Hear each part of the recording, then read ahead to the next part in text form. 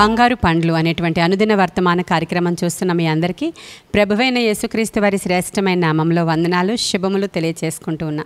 మరొకసారి ఉదయకాల సమయంలో దేవుని వర్తమానం మీకు అందించడానికి ప్రభు నాకు ఇచ్చిన ప్రశస్త సమయాన్ని బట్టి దేవునికి వందనాలు తెలియచేసుకుంటూ ఉన్నాను. ఈరోజు మన ధ్యాన అంశము 2వ కొరింథీయులకు రాసిన పత్రిక 13వ అధ్యాయము 5వ వచనం.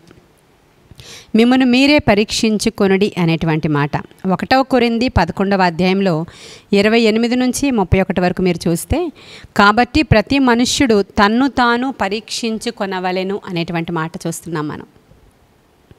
మిమ్మను మీరే పరీక్షించుకోండి అని 2వ కొరింథీలో ఉంది. 1వ కొరింథీ పత్రికలో ప్రతి మనుష్యుడు తనను తాను పరీక్షించుకొనవలెను. ఎలా పరీక్షించుకుంటాం? ఏం టెస్టర్స్ ఉన్నాయి మన దగ్గర? ఈ దినాల్లో చూసినప్పుడు ప్రతి ఇంట్లో sugar machine, BP checking machine, sugar checking machine ఉంటూ ఉంది. షుగర్ని చెకప్ చేసుకోవడానికి అంటే మార్నింగే చూసుకొని షుగర్ ఎంత ఉంది, ఎక్కువ ఉందా తక్కువ ఉందా. ఈ మధ్యకాలంలో ఫంక్షన్స్కి అటెండ్ అయ్యాము, ఎక్కువ స్వీట్స్ తినేసాము, ఎక్కువ ఏవేవో పదార్థాలు తినేసాము, షుగర్ లెవెల్స్ ఎలా ఉన్నాయని చెక్ చేసుకొని ఎక్కువ ఉంటే వేరే రకంగా ట్యాబ్లెట్ వేసుకోవడం, తక్కువ ఉంటే వేరే రకమైనటువంటిది ఏదో చేసుకోవడం చేస్తూ ఉంటారు. బీపీ ఉన్నవాళ్ళు అలాగే ప్రతిరోజు పరీక్షించుకుని, ప్రతిరోజు కాదు, వాళ్ళకి డౌట్ వచ్చినప్పుడల్లా, లోపల ఏమైనా తేడా వస్తుంది బాడీలో అని అనిపించినప్పుడల్లా పెద్దవాళ్ళు మన ఇంట్లో ఉంటే ఆ 2 మిషన్స్ కొనిపెట్టుకున్నారు. ఈ రోజుల్లో పెద్దవాళ్ళ వరకు వెళ్ళిపోక్కర్లేదు, అందరికీ చాలామందికి చాలా కామన్గా ఉన్నటువంటి ప్రాబ్లమ్స్గా మారిపోయినాయి అవి. ఒకవేళ షుగర్ హై అయిపోతే చాలా ప్రాబ్లం అయిపోతుంది, అలా అని వృద్ధులకి లో అయిపోతూ ఉంటుంది, అప్పుడు కూడా చాలా ప్రాబ్లం అయిపోతూ ఉంటుందని ప్రతిరోజు కూడా చిన్నగా టెస్ట్ చేసుకుని చూసుకుని బాగానే ఉంది అనుకుంటూ ఉంటారు. చాలామంది ఇలా పరీక్షలు చేసుకున్నారు, ఇంట్లోనే చేసేసుకుంటున్నారు.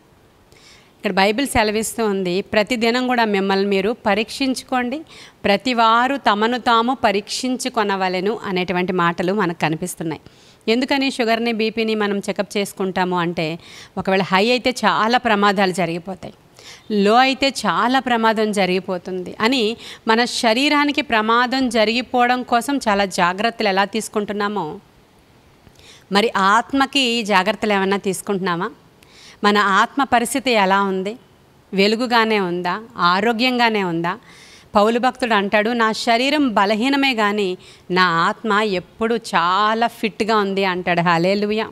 నా శరీరం బలహీనంగా ఉంది, ఎన్నో జాగరణలు, ఎన్నో ఉపవాసాలు, ఎన్నో కొరడా దెబ్బలు, ఎన్నో పిడుగుద్దులు, ఎంతో కరువు, ఎన్నో సముద్ర ప్రయాణాలు, ఎంతో ఆటుపోట్లు, ఎన్నో మానసిక వేదనలు, వీటన్నిటి మధ్యలో నా శరీరం నలిగిపోయింది, నా శరీరం చాలా బలహీనంగా ఉంది, కానీ నా ఆత్మ ఎప్పుడూ సిద్ధంగా ఉందని పౌలు భక్తుడు చెప్తున్నాడు.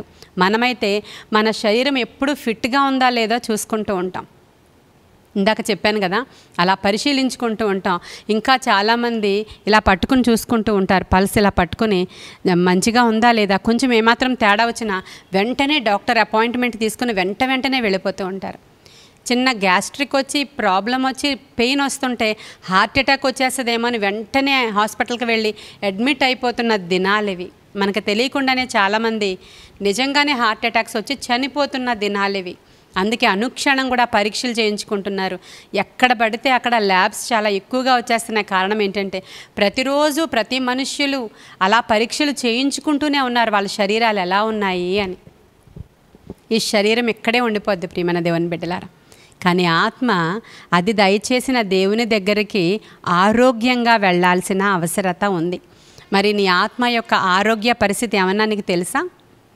పరీక్షించుకుంటున్నావా? పరీక్షించుకునే సాధనం ఏంటో నీకు తెలుసా? ఎలా పరీక్షించుకోవాలో తెలుసా? మరి ఎఫెసీయులకు రాసిన పత్రిక 5వ అధ్యాయము 10వ వచనంలో మీరు చూస్తే, ప్రభువునకు ఏది ప్రీతికరమైనదో దానిని పరీక్షించుచు వెలుగు సంబంధుల వలె నడుచుకొనడి. హల్లెలూయా. ప్రభువునకి ఏది ప్రీతికరమైనదో దాన్ని పరీక్షించుకొనుచు వెలుగు సంబంధుల వలె మీరు నడుచుకోవాలి అనే మాట మనం చూస్తున్నాం. దేవుని యొక్క గ్రంథంలో మనం ఎలా ఉండాలని రాయబడి ఉందో అదే మన టెస్టర్ అండి. దేవుని వాక్యమే మన టెస్టర్. అనుదినము దేవుని వాక్యం మనం పరిశీలన చేస్తూ ఉంటే రెగ్యులర్గా డివోషన్ ఉంటుంది మనకి. అంటే ప్రతిరోజు 3 అధ్యాయాలు చదవాలి, 5 అధ్యాయాలు చదవాలి. కొంతమంది ప్రతిరోజు కొన్ని అధ్యాయాలు చదవాలని పెట్టుకుంటారు. కొంతమంది ఏదో క్యాలెండర్ దగ్గరికి వెళ్ళి ఒక వాక్యం చదివి అబ్బా ఈ రోజుకి నేను చాలా ఎక్కువ చదివేశాను అనుకునే వాళ్ళు కూడా ఉన్నారనుకోండి.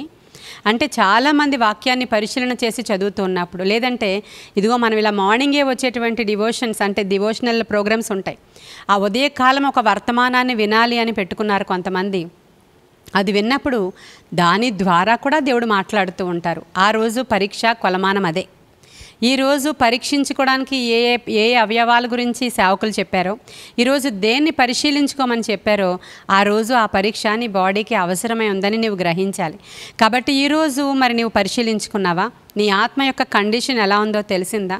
ఈ మధ్యకాలంలో ఎప్పుడైనా పరిశీలించుకున్నావా? కీర్తనాకారుడైనటువంటి దావీదు అంటాడు 139వ కీర్తనలో, దేవా నన్ను పరీక్షించు, నన్ను పరిశోధించు, మేలైనటువంటి మార్గము లేదంటే అయోగ్యమైనది ఏమైనా నాలో ఉన్నదేమో అది తీసివేసి మేలైన మార్గంలో నన్ను నడిపించు అంటాడండి. మరి మనం ఎప్పుడైనా అలా అడుగుతున్నామా?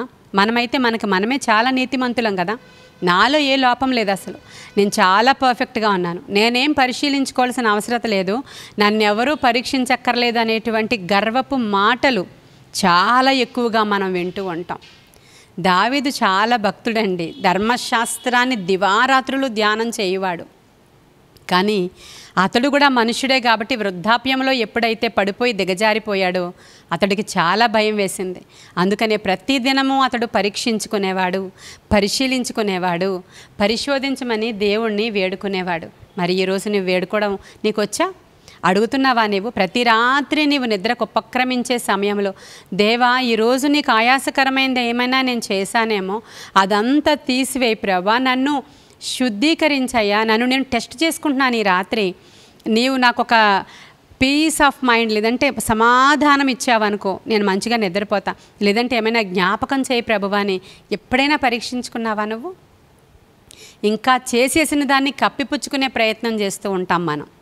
నేనేం చేయలేదు ప్రభా, వాళ్ళే నన్ను ప్రేరేపించారు, నేనేం చేయలేదు ప్రభా, వాడు రమ్మంటే వెళ్ళాను, నేనేం చేయలేదు ప్రభా, వాళ్ళు మాట్లాడుతుంటే ఆటోమేటిక్గా మాట్లాడేశాను, వాళ్ళు నాకు కోపం తెప్పించారు, నేను తిట్టేశాను, వాళ్ళు చూడడానికి తీసుకెళ్లారు, ప్రేరేపించారు, నేను త్రాగేశాను. ఇలాగ మనము వేరొక్కరి మీద నింద మోపుకుంటున్నాం. స్వపరిశీలన మనం ఎప్పుడూ చేసుకోవట్లేదు ప్రియమైన దేవుని బిడ్డలారా. ఈరోజు కొరింథీయులకు రాసిన పత్రికలో నుంచి ఏం మాట్లాడారు ప్రభువు? మిమ్ములను మీరే పరీక్షించుకొనుడి. మిమ్మల్ని పరీక్షించుకోవడం చాలా అవసరం అని చెప్తుంది ఈ లేఖనం. కాబట్టి ఈరోజు మిమ్మల్ని మీరు పరీక్షించుకోవడానికి ఇష్టపడుతున్నారా? మనకంటే బాగా దుష్టుడికి మన బలహీనతలు ఏంటో చాలా బాగా తెలుసు. చాలామంది చాలా మంచివాళ్ళు అయి ఉంటారండి, వాళ్ళు అస్సలు చెడ్డ లక్షణాలు ఉండవు, త్రాగుడు తిరుగుడు ఏమీ ఉండవు, వాళ్ళు చాలా మంచివాళ్ళు అయి ఉంటారు. అవి కాకుండా చాలా భక్తిపరులైనటువంటి స్త్రీలు ఉంటారు, ఏం చెడ్డవి ఏమి కూడా చేయరు, కానీ నోటి దురుసుతనం ఉంటుంది చాలామందిలో. బూతులు తిట్టడం, చెడ్డ మాటలు మాట్లాడడం, కొండెములు మాట్లాడడం, చాడీలు మాట్లాడడం, ఇంకొకళ్ళ గురించి వినడానికి మాట్లాడడానికి వాళ్ళకి ఎంత ఇష్టం అంటే ఇంకొకళ్ళ గురించి చెడ్డగా మాట్లాడడం, ఇవన్నీ కూడా కొంతమంది స్త్రీ పురుషులు కలిగి ఉంటారు. మరికొంతమంది పురుషులు ఉంటారు, వాళ్ళు చాలా మంచివాళ్ళు, ఎవరి గురించి ఎవరిని ఏమనరు, ఎవరిని ఏమి తిట్టరు, కొట్టరు, ఎవరి గురించి చెడ్డ మాటలు మాట్లాడరు. కానీ ఒక రకమైనటువంటి కొన్ని బలహీనతలు వారిని ఏలుబడి చేస్తూ ఉంటాయి. వాళ్ళు ఒంటరిగా ఉన్నప్పుడు, వాళ్ళ రహస్యంగా ఉన్నప్పుడు చెడ్డ వాటిని చూడడం, చెడ్డ వాటిని గురించి ఆలోచించడం, చెడ్డ సినిమాలని చూడడం, ఇంకా చాలా చెడ్డ సినిమాలంటే నేను వేరుగా వివరించి చెప్పాల్సిన అవసరం లేదు కదా, అందరికీ సెల్ ఫోన్లో ఉంటున్నాయి అవి. అటువంటివి చూడడం కొంతమంది పురుషులు, స్త్రీలు, పిల్లలు, యవ్వనస్తులు చేస్తుంటారు. వాళ్ళు చాలా మంచివాళ్లే. అంటే ఏదో ఒక బలహీనత ఒక శరీరంలో మాత్రం ఉండిపోతూ ఉన్నప్పుడు ఆ ఒక్క బలహీనత మీద శోధకుడు దెబ్బ కొడతాడనే విషయం నీకు తెలియాలి. ఈరోజు ఒక వ్యక్తి ఉన్నాడు, అతని పేరు అకిలస్ అనేటువంటి గ్రీకు సాహస వీరుడు అంట. అతను ఏదో చరిత్రలో ఉన్నటువంటి పేరు అకిలస్. అతడు చాలా చాలా సెక్యూర్డ్గా వచ్చేవాడు యుద్ధానికి, పోరాటానికి వెళ్ళేటప్పుడు. సెక్యూర్డ్గా అంటే నడినెత్తి నుంచి అరికాలు వరకు కూడా చాలా సెక్యూర్డ్గా, అంటే బుల్లెట్ ప్రూఫ్ టైప్ అంత ప్రొటెక్షన్తో వచ్చేవాడంట. అతన్ని కొట్టడం సాధ్యమయ్యేది కాదు. బాణం విసిరి చంపాలి అని అంటే ఎక్కడ ఎవరికి దేనికి దొరికేవాడు కాదు. జాగ్రత్తగా గమనించండి, మనం శాతానికి దొరకకుండా ప్రొటెక్ట్ చేసుకునేటువంటి విధానంలో మీరు ఆలోచించండి. అప్పుడు శత్రువులు ఆలోచన చేశారు, ఎలా ఇతన్ని ఎక్కడ కొట్టాలి అని. తల నుంచి అరికాలు వరకు పరిశీలిస్తూ ఉన్నప్పుడు తలకి చాలా ప్రొటెక్షన్ ఉంది, మెడకి ప్రొటెక్షన్ ఉంది, నడుముకి ప్రొటెక్షన్ ఉంది, పొట్టకి ప్రొటెక్షన్ ఉంది, కింద వరకు ప్రొటెక్షన్ ఉంది, కాళ్ళకి కూడా ప్రొటెక్షన్ ఉంది. మోకాళ్ళ నుంచి అరికాలు వరకు ఉండేటువంటి ఒక భాగంలో ఒక ప్లేస్లో కొంచెం గ్యాప్ ఉందంట. ఆ గ్యాప్ చాలు నాకు అనుకున్నాడు శత్రువు. దాని మీదే ఫోకస్, దాని మీదే గురి, దాని మీదే బాగా కాన్సన్ట్రేషన్ పే చేసి ఆ విషపు బాణము ఆ కాలు దగ్గర, అరికాలు దగ్గర ఉన్న చిన్న ప్లేస్, అక్కడ ఒక్కటే ప్రొటెక్షన్ లేదు, అక్కడ విసిరి కొట్టినప్పుడు అతడు దాని దాటికి కుప్పకూలిపోయాడంట. ఈరోజు నేను ఎందుకు ఈ విషయం చెప్తున్నానంటే, అంత బాగుండొచ్చు నువ్వు, అన్ని విషయాల్లో మంచివాడవే, అన్ని విషయాల్లో మంచి దానవే నీవు. ఒక చిన్న బలహీనత దేవుని బిడ్డ, ఆ బలహీనత మీద శోధకుడు కొడతాడు మాటి మాటికి.